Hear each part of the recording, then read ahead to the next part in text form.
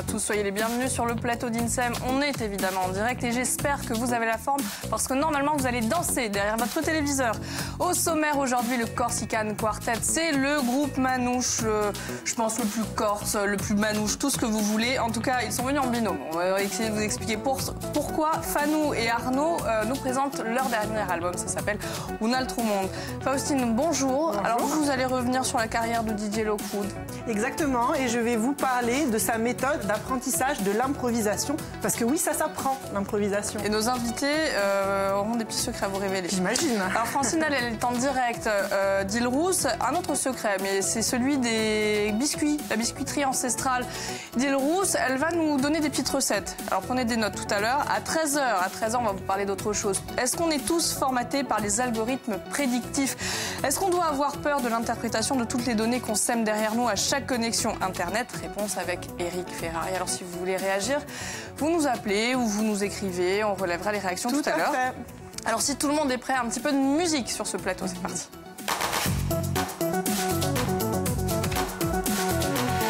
Fanou et Arnaud, bonjour. Soyez les bienvenus et merci d'être avec nous. Alors vous êtes que deux aujourd'hui. Oui. On en saura davantage tout à l'heure. Pourquoi Fanou Torachin, vous êtes guitariste. Arnaud Giacomone, vous êtes guitariste et chanteur. C'est ça, exactement. Alors, qui il manque? Alors, il manque Bastien Ribaud, qui est violoniste, et William Brunard, qui est contrebassiste. Et ils vivent malheureusement sur Paris. C'est pour ça qu'ils ne sont pas là. Et donc, c'est compliqué de les avoir avec nous aujourd'hui. Voilà. C'est-à-dire, où sont-ils passés? Donc, vous êtes avec nous pour nous parler de votre dernier album. Ça s'appelle Un altro monde. Oui. Ah, donc c'est un peu de jazz manouche, une identité corse, c'est votre signature. Et vous arrivez à réunir ces deux univers-là. Oui. Alors en fait, comme je disais tout à l'heure avec Arnaud, nous on a été bercés par le jazz manouche, la musique de Django Reinhardt, mais aussi par les chansons corses des années 50 et 60 d'Antoine Chiozzi, Charles Roch. Et quand on a monté ce groupe, donc ça fait déjà pas mal de temps maintenant, peut-être 5 ans, on avait vraiment envie de mélanger les deux.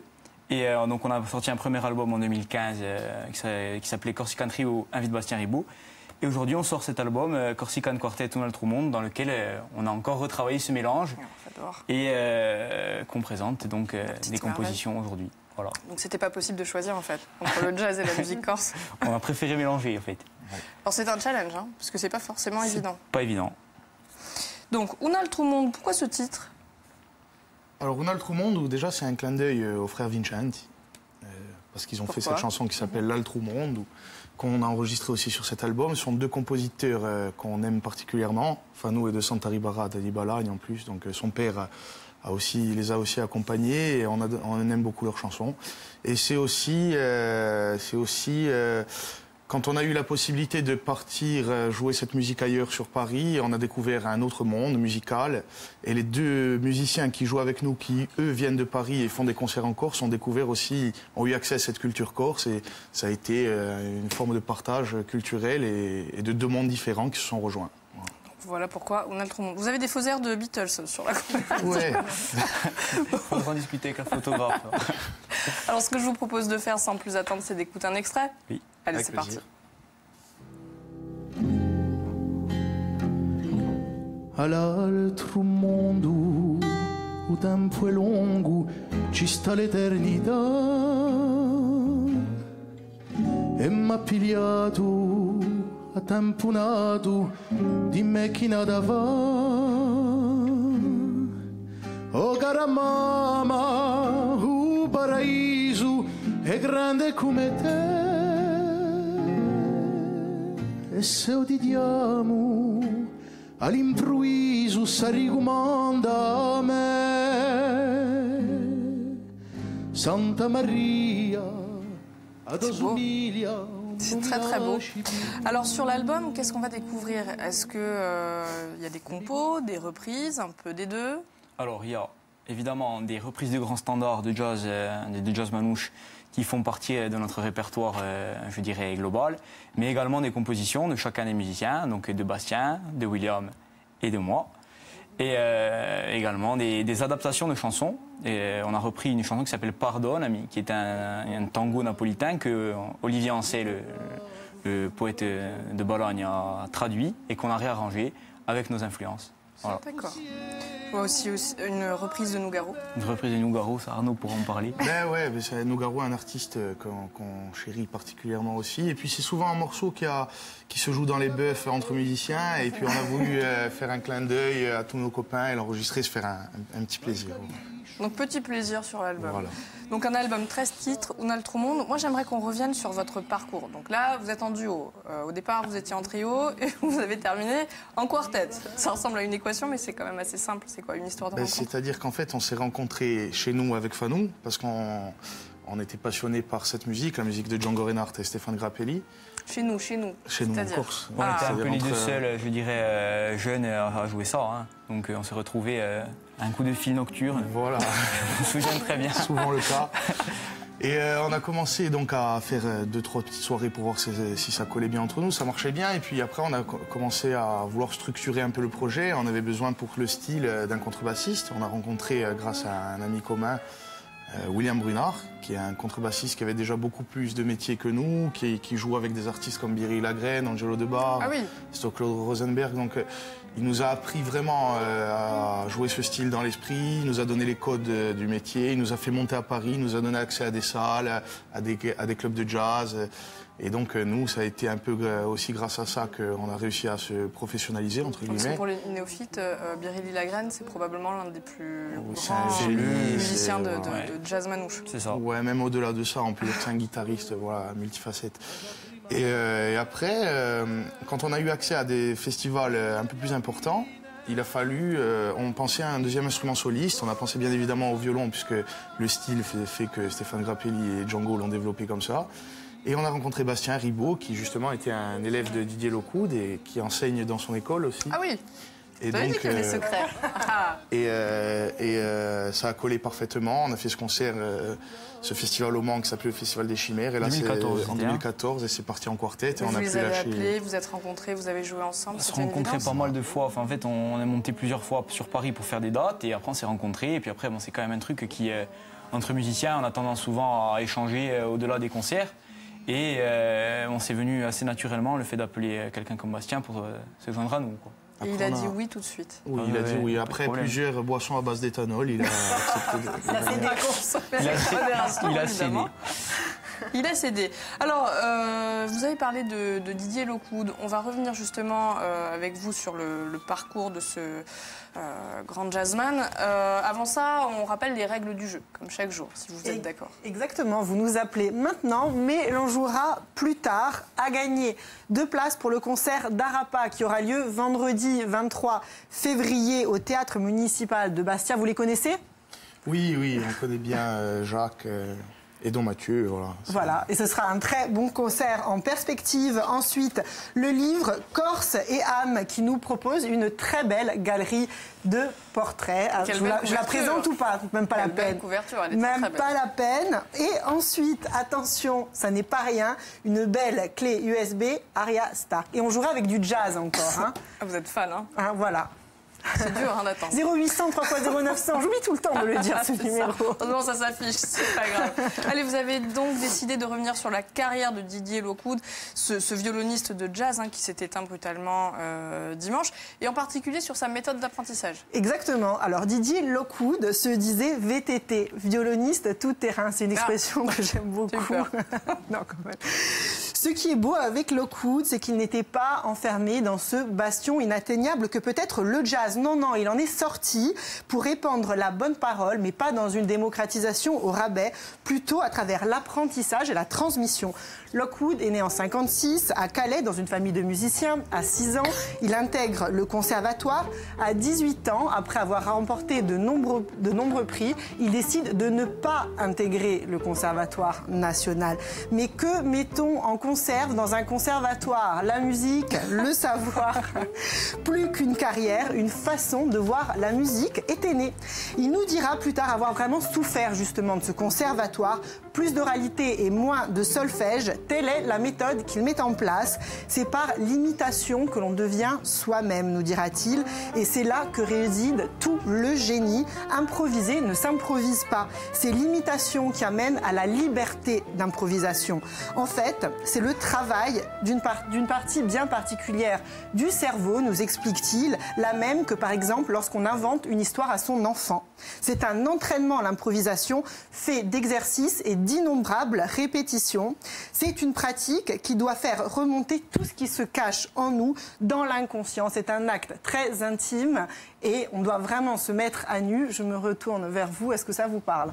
Ouais, c'est un truc qui est vraiment pas évident. Hein. C'est surtout quand on est dans des circonstances de concert où on a le stress, on a un concert à tenir parce que c'est un concert d'1h30, c'est physique, enfin c'est très physique en fait. Hein. Et quand il faut qu'on ait de la fraîcheur et toujours ce truc de pouvoir se retourner vers soi-même pour pouvoir trouver des idées un peu qui nous touchent, c'est vraiment pas évident. C'est un travail permanent. C'est un vrai travail. Il faut travailler en permanence cette discipline, ouais, c'est évident. Alors, plus que de garder ça pour lui, justement, il décide de créer en 2000, vous en parliez tout à l'heure, une école dédiée au jazz et à l'improvisation, le Centre des musiques Didier Lockwood. Donc, vous travaillez justement avec quelqu'un qui a fait cette école. Mais sans avoir à intégrer l'école, il parle déjà de son enseignement dans un livre qui s'appelle Cordes et âmes. On trouve aussi sur son site internet les principaux axes de sa méthode. Le premier est au niveau de la tablature. Privé de repères visuels, le musicien est obligé de créer des schémas avec ses doigts. D'ailleurs, une des premières choses qu'il apprenait à ses élèves, vous savez ce que c'est ? C'était de battre le rythme avec la jambe. Oula. Ça aussi, ça vous parle ? Ouais, ben surtout dans ce style-là, en plus dans le nôtre, on nous apprend. Enfin, c'est pas qu'on nous apprend, mais on voit souvent les jambes qui sont toutes synchro les unes avec les autres entre musiciens. C'est vraiment quelque chose de fondamental pour être vraiment dans la pulse et dans le swing. Ouais. Parce qu'il était vraiment dans une transmission physique de la musique. Une partie de sa technique repose aussi sur l'archet, la flexibilité des doigts, le coup d'archet du swing, la position de la main. Je vous invite à visionner toutes ces vidéos sur son site où il livre une partie de ses secrets. De manière plus générale, il nous dit que ce qui est important dans l'improvisation, c'est de ne pas penser et de se laisser porter par le rapport brut que l'on peut avoir à la musique. Et si l'on se trompe, c'est pas grave. Dans le jazz, on développe le culte de l'erreur, savoir l'utiliser, la transformer pour donner naissance à quelque chose de nouveau et de génial. Ce grand pédagogue militait pour une musique où l'on passe d'un style à l'autre et où Bach est un grand jazzman. Oui, Lockwood aime transmettre et Lockwood aime les régions, très loin du centralisme parisien. De son Nord-Pas-de-Calais natal aux Charentes-Maritimes qu'il adorait et à la Corse où il est venu maintes fois en fait. À Calvi, au festival de jazz, on se rappelle de concerts endiablés sur scène et en dehors où il faisait des bœufs jusqu'au petit matin. Il est passé aussi en 2009 au festival Jazz in Ayach. Je vous assure, ça sert à rien d'être triste. Ce qui est bien avec Lockwood, c'est qu'il ne sera jamais vraiment parti. Est-ce que c'est un musicien que vous aimiez ? Oui, difficile de dire non en même temps. C'est difficile de passer à côté de quelqu'un comme ça. Moi, j'ai eu la chance de le voir à Patrimoine en trio avec Richard Galliano, Biréli Lagrène. Et c'était quand même... ce qui était fou, c'est quand même... on voyait que ça, quoi. C'est quand même une petite formation. Bon, c'est l'un des meilleurs musiciens du monde, mais c'était... moi, j'ai trouvé ça vraiment... c'était passionnant, quoi. C'était Didier Lockwood, voilà. Est-ce que vous êtes d'accord avec ce rapport, ce côté très pédagogue d'ouverture du jazz? Évidemment, de toute façon, tout ce que vous avez dit là, moi je retrouve quelque chose qui est vraiment en rapport avec notre style de musique parce que nous, il n'y a pas vraiment de méthode, je dirais, de conservatoire pour apprendre parce que c'est une musique assez traditionnelle. Et ce côté autodidacte et quasi brut à la musique, c'est quelque chose qu'on essaie de développer et qui n'est pas forcément évident non plus, puisqu'on est parfois dans des voies un peu plus scolaires, je dirais. Et oui, voilà. Longue vie à Lockwood, voilà. C'est le mot de la fin. Merci, Faustine. Alors, on va rejoindre quelqu'un que vous connaissez bien. Oui. Enfin, on va prendre un petit peu de distance. On va retrouver Francine, elle est en direct d'Île-Rousse. Elle va nous faire découvrir les recettes secrètes d'une biscuiterie ancestrale. Je crois qu'elle a mangé beaucoup de gâteaux là-bas. Salut ma belle. Saluto a tutti, saluto Celia, mi trovo sempre in l'Isola Rossa, in un luogo in dove ho passato mo zidelina e buli a sparte sul luogo con boi tutti e di nous Jean-François Loliva et Francis Colonne. Alors cette place, Jean-François, c'est un point d'eau, mais c'est pas que ça, c'est aussi un four. Tu nous en parles? Avec plaisir. Donc vous avez 2 fours derrière nous où les gens venaient faire cuire leur poisson, leur pain et leur agneau, moyennant une petite pièce de... Une petite pièce à l'époque. Donc, mais il y avait une particularité. Ça n'a pas toujours été un four électrique. Non, c'était 2 fours à bois. Voilà, il y avait 2 fours à bois derrière nous où, justement, les ânes venaient apporter le bois qu'ils mettaient juste devant nous.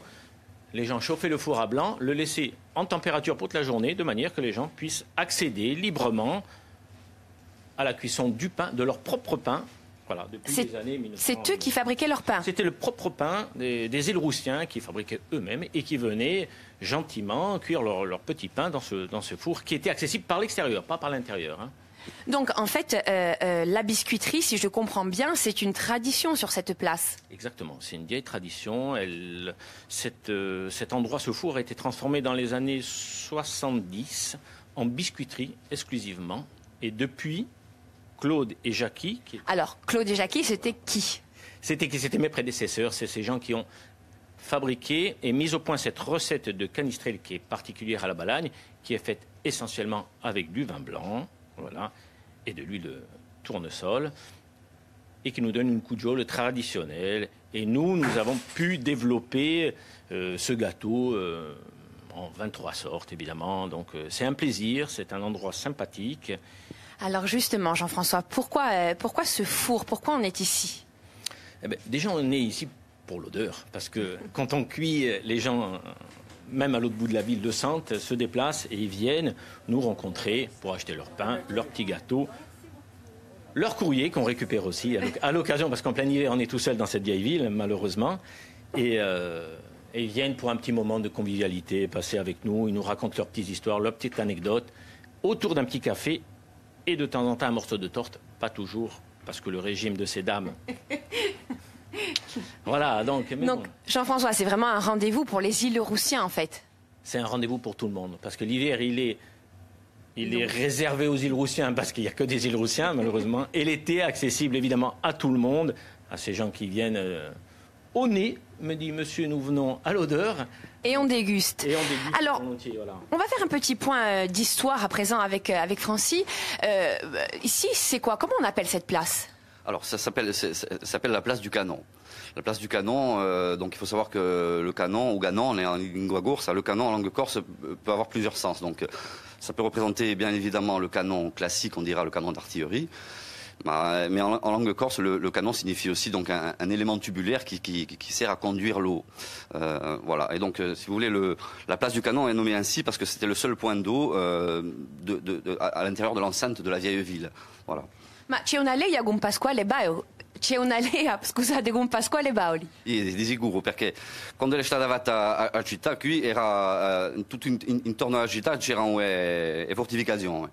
Dunque, per te, in caso d'attacco o qualcosa così, l'acqua era importantissima. Dunque, era l'unico punto d'acqua all'interno. Donc, dopo di stata trasformata negli anni 70, mi pare, e Ganon è aperto e che è diventato?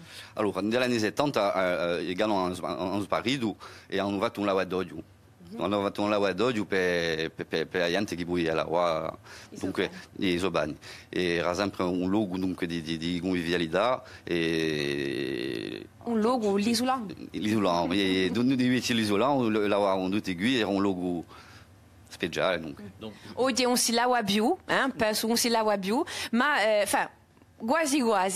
Allora, io mi abbaspa un eboghi di biscottini qui et puis dico a domani. Avec plaisir. À demain, Francine. Elle est gourmande, notre Francine. Vous la connaissez bien, je crois, Fanou. Oui, je la connais bien. Je travaille sur Canzonette avec elle. Comment ça se passe? Très, très bien. Moi, je suis très content de travailler avec les enfants en plus et c'est vraiment super. Et puis c'est un plaisir de travailler avec elle. C'est un plaisir, oui. Toujours de bonne humeur.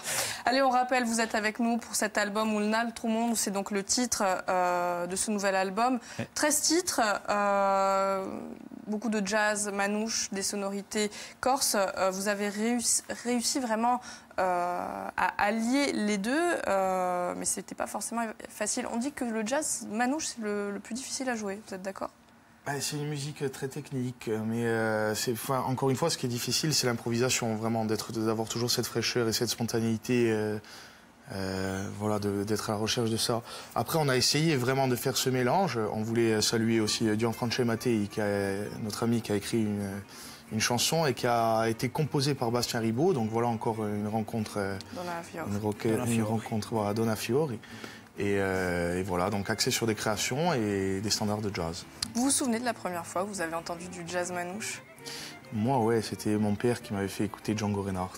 Moi aussi, on a tous bugué, à mon avis, sur le même morceau. Hein. Mais sur Minor Swing. C'est évident. Mais en plus, il y a un rapport aussi avec cette guitare-là par rapport à culturellement. Je veux dire, il y a beaucoup de Corses qui avaient ces guitares, les Favino, Antoine Bonnet, pour le coup, il y jouait avec ces guitares-là.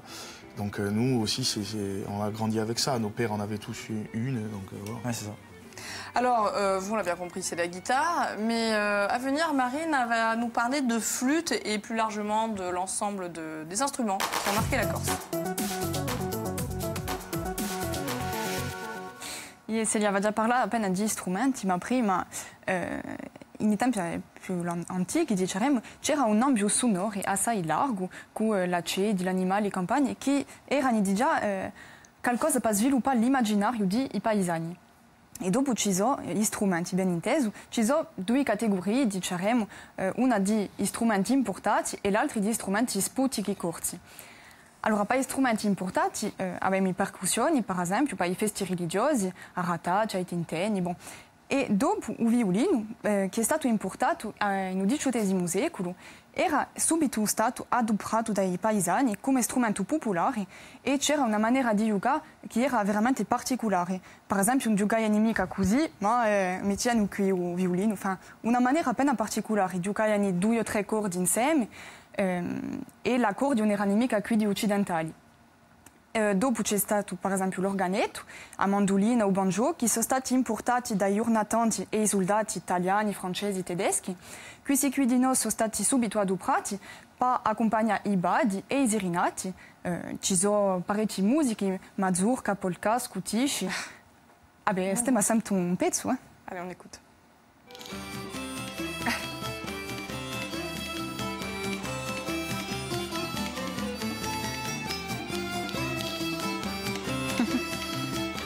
Vi può ispirare des idées, ma vi può ispirare appena queste musiche qui o no? Noi siamo appassionati di musica tradizionale, comunque quando devo parlare dei serenati, giusto appunto di una pratica che ci appassiona in noi e tutte queste musiche qui ci hanno anche ispirato per altri progetti di radio.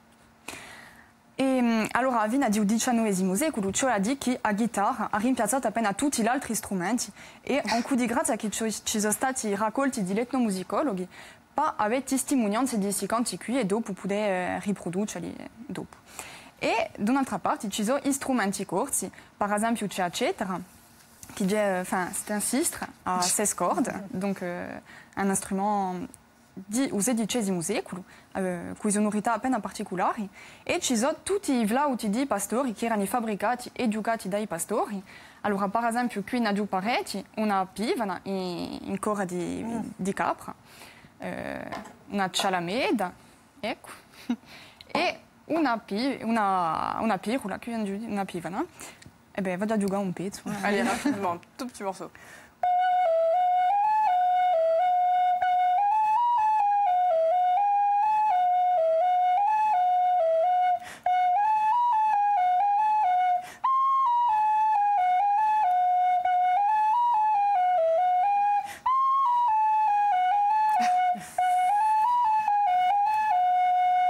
Merci beaucoup, bravo. Je pense qu'il y a une nouvelle recrue. Alors, l'émission est bientôt terminée.